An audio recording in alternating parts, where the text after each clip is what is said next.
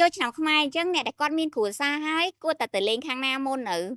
ព្រោះពុកម៉ែខាងប្តីក៏ជាពុកម៉ែយើងហើយពុកម៉ែខាងប្រពន្ធក៏ជាពុកម៉ែយើងប៉ុន្តែអ្នកនិយាយហ្នឹងគឺអត់ទាន់មានប្តីទេក៏ប៉ុន្តែខ្ញុំត្រូវតែវែកញែកក៏ដូចជា plan ទុកឲ្យហើយសម្រាប់អនាគតប្តីខ្ញុំអេពីសូតនេះខ្ញុំនឹងប្រាប់អ្នកទាំងអស់គ្នា3 option ដើម្បីជ្រើសរើសលក្ខណៈថាថ្ងៃនេះគឺ vibe បែបចូលឆ្នាំខ្មែរក៏ប៉ុន្តែទេវតាសុំចុះមកមុនថ្ងៃបន្តិចដោយសារតែក្នុងឱកាសបុណ្យចូលឆ្នាំខ្មែរគឺយើងរៀបចំឲ្យតុបតែងខ្លួនបែបគយក្រោមដើមកពិញរាជគយក្រោមដើមមៀនគយក្រោមដើមស្វាយយើងចិត្តស្វាយឲ្យស្រាប់ហ្មងនិយាយទៅបងប្អូនទាំងអស់គ្នាគឺលក្ខណៈថាតិចតាមពិតខ្ញុំអង្គុយនៅមុខផ្ទះម៉ែក្មេកខ្ញុំឯងម៉ែក្មេកអនាគតនិយាយទៅតែងតែលួងចិត្តខ្លួនឯងរហូតមិនថាថ្ងៃណាយើងបានជួបគូព្រេងយើងពិតប្រាកដតែប្រហែលជាចូលឆ្នាំហើយគឺយើងជួបហើយមែនតើកុំឲ្យបងប្អូនរងចាំយូរឥឡូវនេះសូមស្វាគមន៍មកកាន់អេពីសូតទី10ស្រឡាញ់ podcast ហើយប្រធានបទថ្ងៃនេះការជួបជុំគ្នាក្នុងឱកាសបុណ្យចូលឆ្នាំខ្មែរពិធីបុណ្យចូលឆ្នាំខ្មែរគឺជាពិធីបុណ្យមួយដែលប្រជាជនគឺទន្ទឹងរង់ចាំខ្លាំងមែនតើមិនថាខ្ញុំមិនថាគេមិនថាបងប្អូននៅតាមភ្នំពេញឬក៏នៅតាមបណ្ដាខេត្តផ្សេងៗទេអញ្ចឹងគឺជាពិធីបុណ្យមួយដែលមានការជួបជុំគ្នាហើយសប្បាយចិត្តជាមួយនឹងក្រុមគ្រួសារ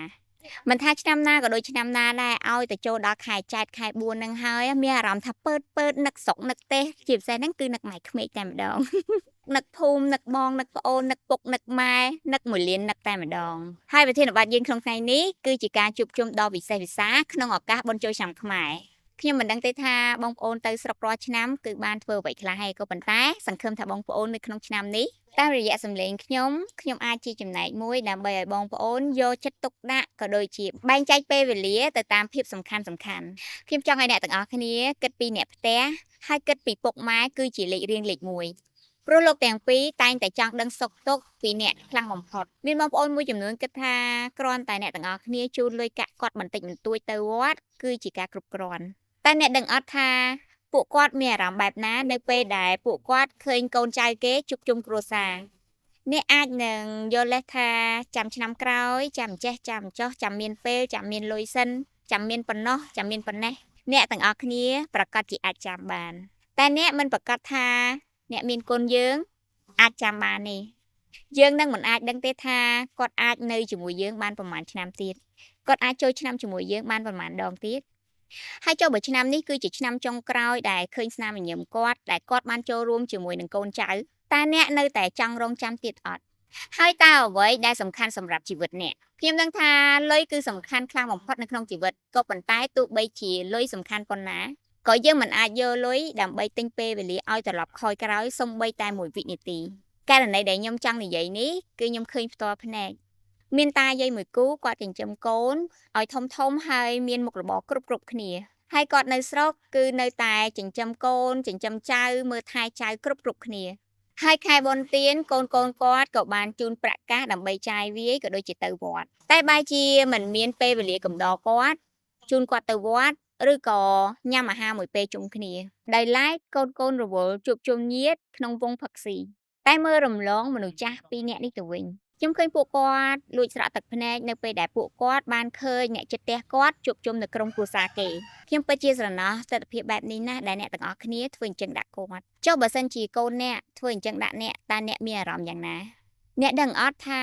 កូនក្មេងតិចតួចគឺជាម៉ាស៊ីន copy រូបព្រោះរាល់ទង្វើដែលអ្នកទាំងអស់គ្នាធ្វើដាក់ឪពុកម្ដាយអ្នក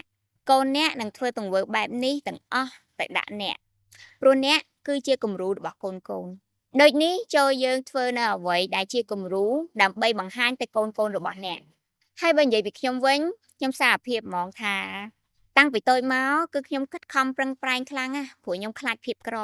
អញ្ចឹងខ្ញុំក៏ធ្លាប់អត់យកចិត្តទុកដាក់ជាមួយអ្នកម្ដាយឬក៏អ្នកផ្ទះដែរដោយសារតែខ្ញុំគិតថានៅពេលដែលខ្ញុំមានលុយជូនគាត់គឺពួកគាត់សប្បាយចិត្តបងប្អូននឹងអត់ថាថ្ងៃមួយខ្ញុំបានជូនលុយទៅម៉ាក់ហើយម៉ាក់ពេលហ្នឹងគាត់បានហុចលុយមកឲ្យខ្ញុំវិញថាម៉ាក់មានលុយចាយគ្រប់គ្រាន់ហើយតើកូនអាចមានពេលមកញ៉ាំបាយជុំគ្រួសារម្ដងបានអត់ពេលហ្នឹងគឺខ្ញុំភ្ញាក់ខ្លួនហ្មងថាខ្ញុំបានខំប្រឹងពេករហូតទៅដល់អត់គិតដល់អ្នកផ្ទះពេលហ្នឹងគឺខ្ញុំបានដឹងខ្លួនហ្មងថាគ្មានអ្វីដែលសំខាន់ជាងសុភមង្គលគ្រួសារជាពិសេសគឺភាពកក់ក្ដៅ